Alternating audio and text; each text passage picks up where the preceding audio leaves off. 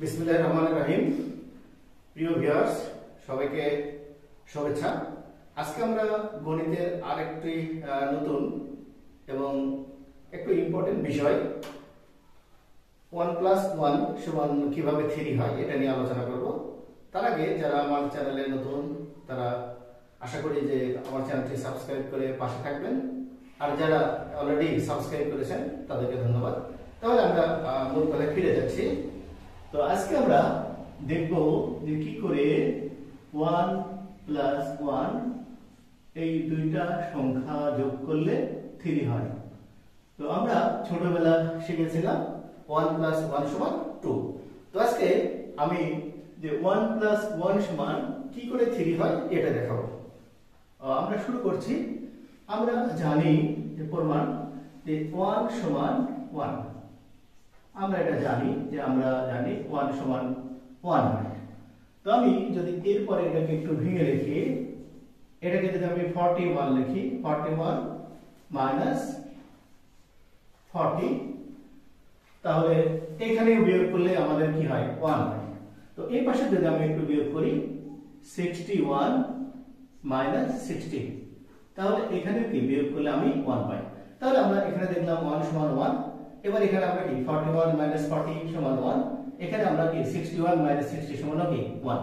এবার আমি যদি এটাকে একটু ভেঙে লিখতে চাই, এটাকে আমি যদি 16 লিখি, দুইটা পূর্ণ সংখ্যা রূপে 25 লিখি -40, এটাকে যদি আমি ভেঙে লিখতে চাই তাহলে এখানে 36 + 25 - 60।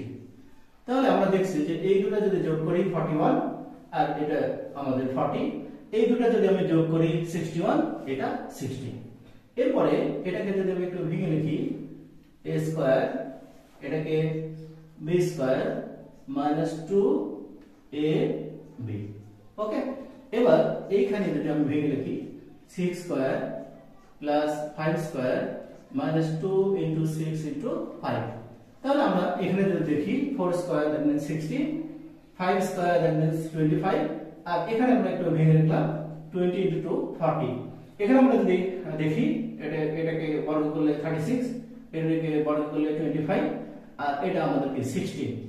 তো এবার আমি এটা জানি, আমরা বীজগণিতের একটি ইম্পর্টেন্ট সূত্র আমরা জানি যে a² - 2ab + b² সমান আমি লিখতে পারি a - b²।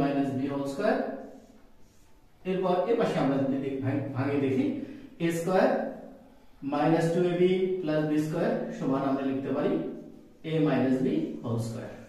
এবার ওই পাশ থেকে যদি আমি স্কয়ারটা বাদ দেই তাহলে আমরা লিখতে পারি 4 - 5, এখানে আমরা লিখতে পারি 6 - 5। আমরা জানি যে সমীকরণের উভয় পাশে যদি একই সংখ্যা যোগ করি মানের কোনো পরিবর্তন হয় না। তো আমি এই সমীকরণের উভয় পাশে একটি সংখ্যা যোগ করে দিচ্ছি, সেটা হলো 5। এই পাশে আমি যোগ করে দিলাম, এই পাশেও কি আমি যোগ করে দিলাম। তাহলে আমি এবার দেখলাম যে এখান থেকে আমার কি হয় যে আমার এখানে 5 5 বাদ যায়, এখান থেকে কি 5 5 বাদ যায়, তাহলে আমার সংখ্যাটা থাকে 4 = কি 6। এবার আমি ওই পাশে যদি একই সংখ্যা দিয়ে ভাগ করি তাহলে এখানেও 2 দিয়ে ভাগ করলাম, এখানেও কি 2 দিয়ে ভাগ করলাম, তাহলে এখানে আমি পাচ্ছি 2, এখানে পাচ্ছি 3। এবার আমি 2 কে যদি ভেঙে লিখি 1 + 1 = 3, তাহলে আমরা দেখতে পারলাম যে কি 1 1 যদি আমরা যোগ করি তাহলে কি হয় 3 হয়।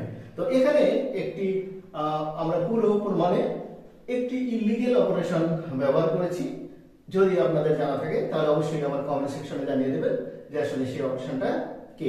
আর যদি আমার এই ভিডিওটি আপনাদের ভালো লাগে তাহলে আপনারা এটাকে লাইক, শেয়ার অথবা কমেন্ট বক্সে জানিয়ে দেবেন। আল্লাহ হাফেজ।